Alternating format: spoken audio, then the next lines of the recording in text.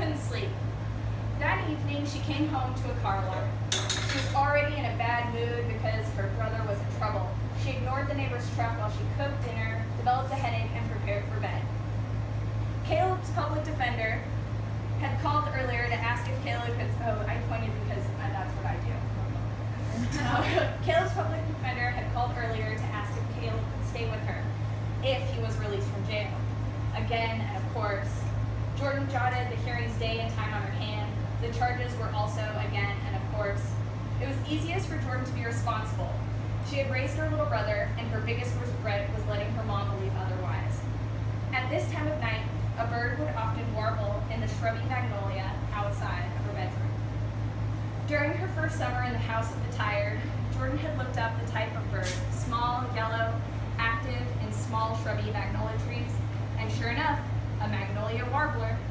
Tonight, though, she couldn't hear the bird if she had wanted. The honking resonated through her 100-year-old house unchallenged. Her best friend Theo, a frustratingly dexterous cartoonist/printmaker doing his second residency in LA, would undoubtedly be available for some FaceTime. Why are you ironing? Just why? Caleb has court. I thought that was over. Rehab, etc. It's a new one. The cops picked Caleb up a few nights ago, so his lawyer reported. It seems like he'll be done detoxing by then. Jordan wiggled a kitten heel and a 6-inch wedge in front of the screen. Do you think? Jordan admired how her laptop translated the size and speed, underpinning the high mass, noise barriers, and headlight streaks of LA's infinite freeway geometry, expanding outside of her friend's studio. The excitingly pure blue, red, and orange, each keyed to one wavelength at a high intensity, pushed against the black space and white lines. The absolute chroma collapsed with the strange sprawl and folding density of the city into something she could imagine herself in, a rendering of clarity and warmth. She hoped Theo would find a more permanent position out there so she could visit, if she could ever leave. The high heels felt heavy on her fingertips. Who cares? I thought every time you go, you just sit there. The lawyer said it will be short, but I might have to speak to the judge and clarify. Sorry, what's that honking? Jordan felt exposed and put down the shoes.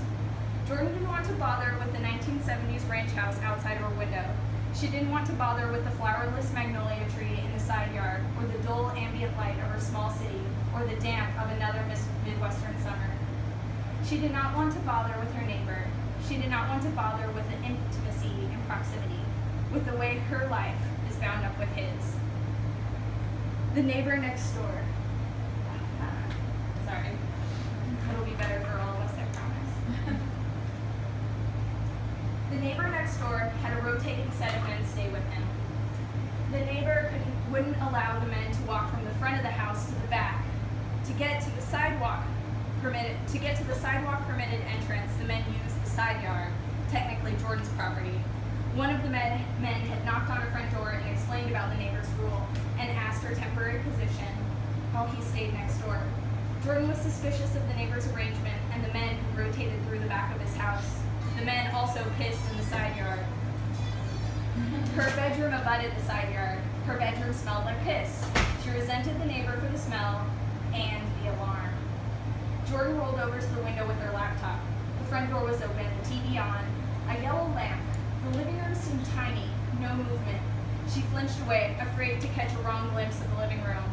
Oh my God, it's 2 a.m. there. Jordan pushed her bangs and rolled her eyes, stretching the papery skin in the corners with the sides of her palms. Don't! You washed your face already. How can you tell?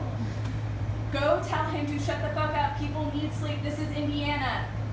Jordan knocked on the frame of the screen door. There was a lot of trash on the front porch. The porch smelled like a hospital. But Jordan might have only thought that because she associated yellow lamplight with hospital bathrooms. A dog barked, and she appeared behind the storm door. He was large, with muscular shoulders, and brown. The dog wasn't on a leash. The dog pressed the screen door a little bit. The neighbor didn't answer the door. Jordan was afraid the dog would press the door open. Jordan was afraid to press the door open. The dog left, still barking. The neighbor answered the door. He wasn't wearing a shirt. He had a white belly and white hair. He had trouble hearing Jordan explain about the alarm. He cupped his ear. He leaned closer. He smelled lightly like lighter fluid. Jordan yelled over the alarm. He nodded thank you to her. While Jordan lay in bed, trying not to touch her face,